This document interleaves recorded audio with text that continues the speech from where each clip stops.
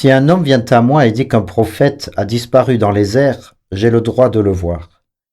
Je lui demande: votre grand-père ou votre père l'a vu?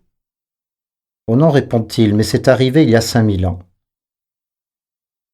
Et si je ne le crois pas, je dois être brûlé pour l'éternité? Quelle masse de superstition! Cela a pour effet de dégrader l'homme de sa nature divine à celle d'une brute. Pourquoi sommes-nous doués de raison si nous devons croire? N'est-il pas terriblement blasphématoire de croire contre la raison?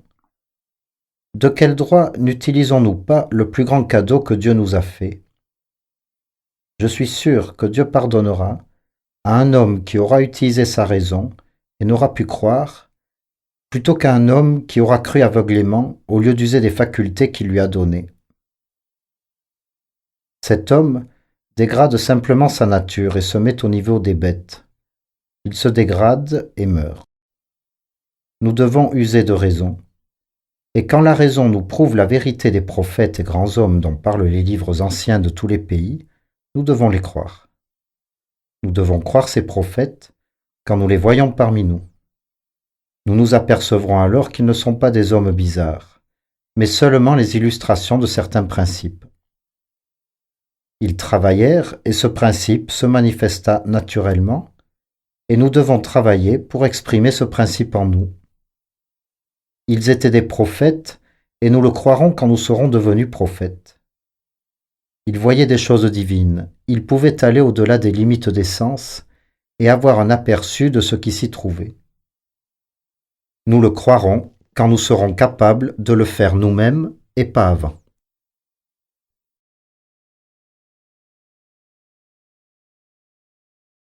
Vous trouverez dans toute religion 3 niveaux: philosophique, mythologique et rituel. Il y a un avantage au Vedanta, c'est qu'en Inde, heureusement, ces 3 niveaux ont été rigoureusement définis. Dans d'autres religions, les principes sont tellement mêlés à la mythologie qu'il est très difficile de les distinguer.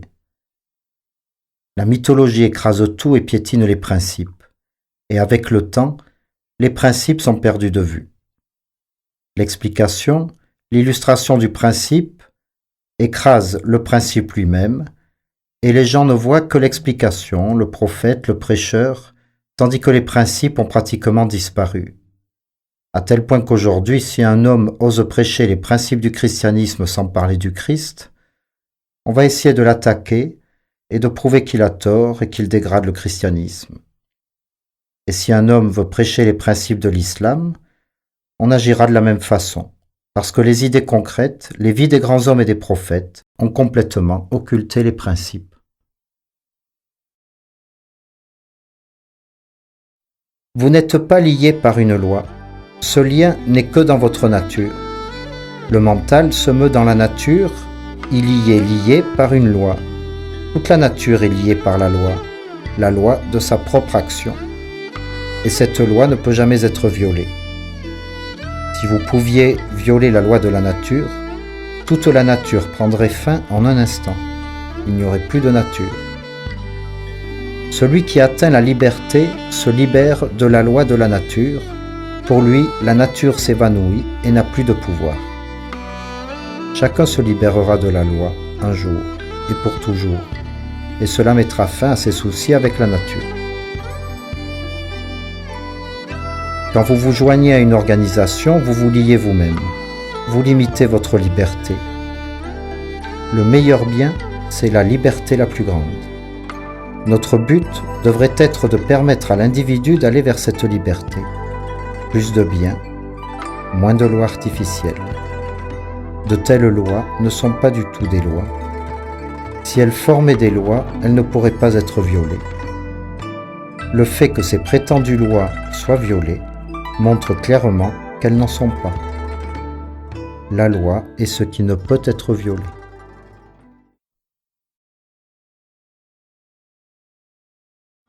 Cette terre est bénie pour tous les êtres, et tous les êtres sont doux pour cette terre. Ils s'aident tous les uns les autres. Et toute cette douceur est l'Atman, cet éclatant, cet immortel un qui est à l'intérieur de la terre. À qui est cette douceur? Comment cette douceur peut-elle être autre que lui? Cette douceur unique se manifeste de diverses façons. Où il y a quelque amour, quelque douceur dans un être humain, que ce soit chez un saint ou un pécheur, un ange ou un meurtrier, que ce soit dans le corps, le mental ou les sens, cette douceur, cet amour sont lui.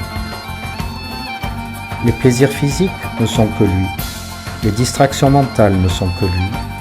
Comment peut-il y avoir autre chose que lui? Comment peut-il y avoir 200 000 dieux et démons se battant les uns les autres? Rêve d'enfant. Quel que soit le plus bas plaisir physique, c'est lui. Ainsi que la plus haute satisfaction spirituelle. Il n'y a pas de douceur autre que lui. Ainsi parlait Yajnavalkya. Quand vous arrivez à cet état et voyez toute chose avec ce regard, quand vous voyez, même dans le plaisir de l'ivrogne pour la boisson, cette douceur et rien qu'elle, alors vous avez saisi la vérité. Alors seulement vous saurez ce que le bonheur signifie, ce que la paix signifie, ce que l'amour signifie. Et aussi longtemps que vous faites ces vaines distinctions et suivrez ces superstitions idiotes, enfantines et folles, toutes sortes de misères surviendront.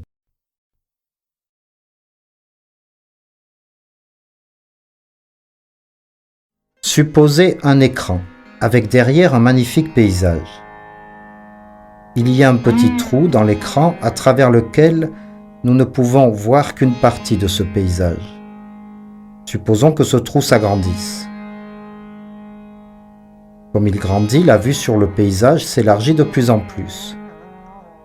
Et quand tout l'écran aura disparu, il n'y aura plus rien entre le paysage et vous. Vous en verrez la totalité. Cet écran est le mental de l'homme.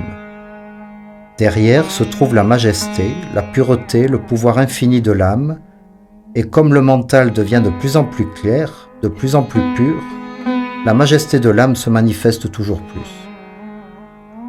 Non pas que l'âme change, c'est l'écran qui change. L'âme est l'un sans changement, l'immortel, le pur, le toujours béni un. Du plus grand au plus bas et misérable être humain, des plus grands hommes au plus insignifiant ver de terre sous nos pieds, on retrouve l'âme, pure et parfaite, infinie, toujours bénie. Dans le ver, cette âme manifeste seulement une part infime de son pouvoir et de sa pureté. Et dans le grand homme, elle en manifeste la plus grande partie. La différence consiste dans le degré de manifestation, non pas dans son essence. La même âme pure et parfaite existe dans tous les êtres.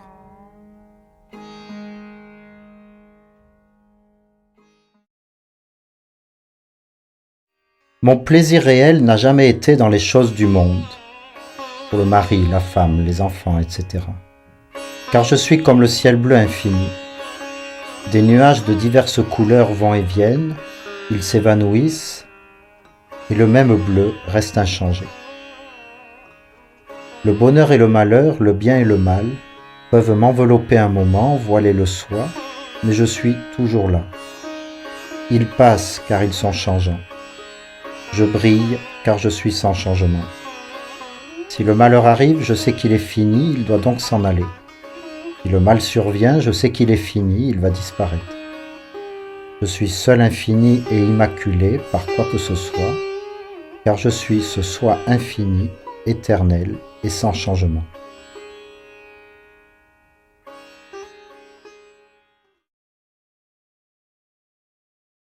Il arrive souvent que des adorateurs de Dieu, qui chantent l'amour divin, acceptent pour le décrire le langage de l'amour humain sous toutes ses formes. Les sots ne comprennent pas cela et ne le comprendront jamais, car ils regardent cela avec les yeux de leur corps. Ils ne comprennent pas les transports fous de cet amour spirituel. Comment le pourraient-ils? Un baiser de tes lèvres, bien-aimé, celui qui a reçu un baiser de toi, sa soif de toi est à jamais multipliée. Tous ses chagrins s'évanouissent, il oublie tout, excepté toi seul. Cherchez ce baiser du bien-aimé.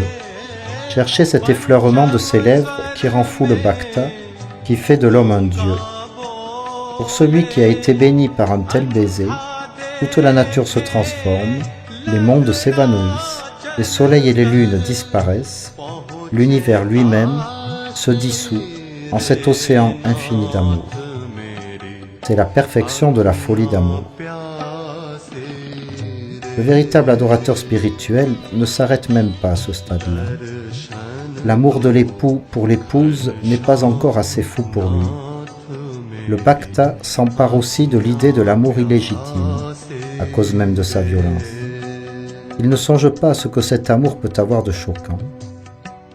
La nature de cet amour est telle que plus il y a d'obstacles qui viennent entraver son libre cours, plus il se déchaîne avec passion.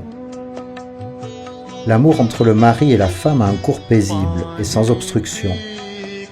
Aussi le Bhakta s'empare-t-il de l'idée d'une jeune femme éprise de son bien-aimé malgré l'opposition de sa mère, de son père ou de son propre époux.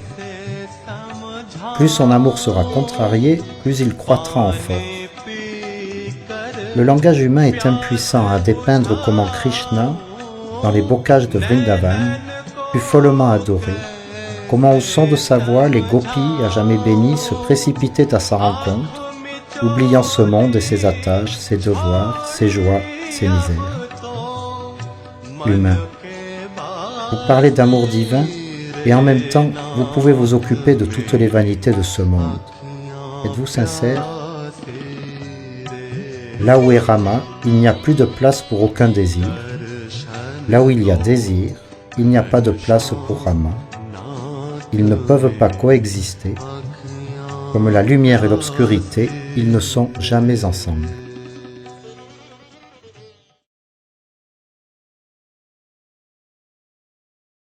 Ces grands enseignants sont les dieux vivants de cette terre. Qui d'autre adorer? J'essaie de me faire une idée de Dieu et je ne conçois qu'une fausse petite chose. Ce serait un péché de vénérer un tel Dieu. J'ouvre les yeux, je regarde la vie de ces grands hommes, ils sont plus grands que n'importe quelle idée de Dieu que je pourrais avoir. Car quelle conception de la miséricorde un homme comme moi, qui enverrait en prison quelqu'un qui m'aurait volé, pourrait-il avoir? Et que peut être ma plus haute idée du pardon? Rien d'autre que ce qui est à ma portée. Qui d'entre vous peut sortir de son corps, sortir de son mental? Personne. Quelle idée d'amour divin pouvez-vous former en dehors de ce que vous vivez? Nous ne pouvons former une idée de ce que nous n'avons jamais expérimenté. Ainsi, tous mes essais pour former une idée de Dieu échoueront. Et ce sont des faits bruts, pas de l'idéalisme, le fait brut de l'amour, de la miséricorde, de la pureté, de choses dont je n'ai même pas idée. Quoi de surprenant à ce que je tombe aux pieds de ces hommes et les adore comme Dieu? Et que faire d'autre? J'aimerais voir l'homme qui peut faire autrement, quoi qu'il dise. Parler n'est pas faire. Parler à propos de Dieu, du sans-forme, ceci, cela, c'est très bien, mais ces hommes-dieux sont les dieux réels de toutes les nations et de tous les peuples. Ces êtres divins ont été vénérés et le seront aussi longtemps qu'un homme sera un homme. Là se trouve notre foi, notre espoir dans la réalité.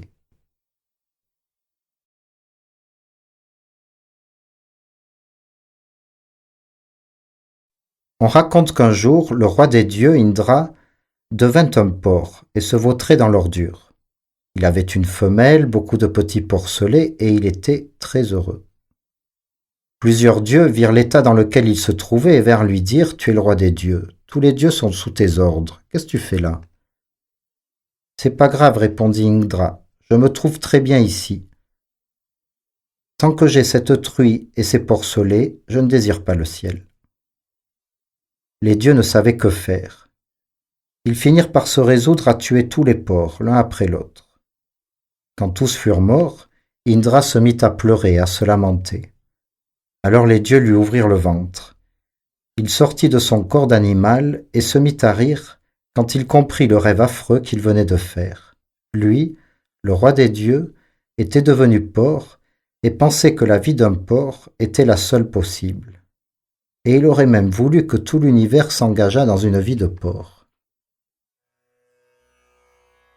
Le Purusha, lorsqu'il s'identifie avec la nature, oublie qu'il est pur et infini.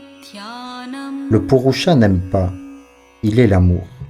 Il n'existe pas, il est l'existence même. L'âme ne connaît pas, elle est la connaissance même. C'est une erreur de dire que l'âme vit, aime ou connaît. L'amour, l'existence, la connaissance ne sont pas des qualités du Purusha, ils sont son essence. Lorsqu'il se reflète sur une chose, on peut dire que ce sont des qualités de cette chose. Mais ils ne sont pas des qualités, puisqu'ils sont l'essence du Purusha, du grand Atman, de l'être infini, sans naissance, sans mort, installé dans sa propre gloire. Il semble avoir dégénéré tellement que si vous vous en approchez pour lui dire « tu n'es pas un porc », il se met à crier à mort. Il en est ainsi de nous tous, dans cette Maya, dans ce monde de songes où tout est souffrance, cris et grincement de dents, où l'on fait rouler quelques billes d'or, après lesquels nous nous précipitons tous en nous bousculant. Vous n'avez jamais été enchaîné par des lois. La nature n'a jamais eu pour vous de chaîne. Voilà ce que vous dit le yogi. Ayez la patience de l'apprendre. Le yogi vous montre comment, par conjonction avec la nature, en s'identifiant avec l'esprit et avec le monde, le Purusha en vient à se croire malheureux.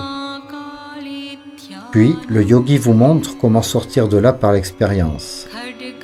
Il vous faut acquérir toute cette expérience. Finissez-en rapidement. Nous nous sommes mis dans ce filet et il faut nous en dégager. Nous nous sommes laissés prendre dans le piège et il nous faut reconquérir notre liberté. Acquérez donc cette expérience du mari, de la femme, des amis, de toutes ces petites amours. Vous les traverserez sans dommage si vous n'oubliez jamais ce que vous êtes en réalité. N'oubliez jamais que ceci n'est qu'un état transitoire et que nous devons en sortir. L'expérience est notre seul grand instructeur, l'expérience du plaisir et de la souffrance. Mais rappelons-nous qu'elle n'est pas autre chose qu'une expérience. Elle nous conduit pas à pas à l'état dans lequel toutes choses deviennent petites et le Purusha devient si grand que l'univers tout entier semble une goutte d'eau dans l'océan et disparaît dans son propre néant. Nous devons passer par diverses expériences, mais n'oublions jamais l'idéal.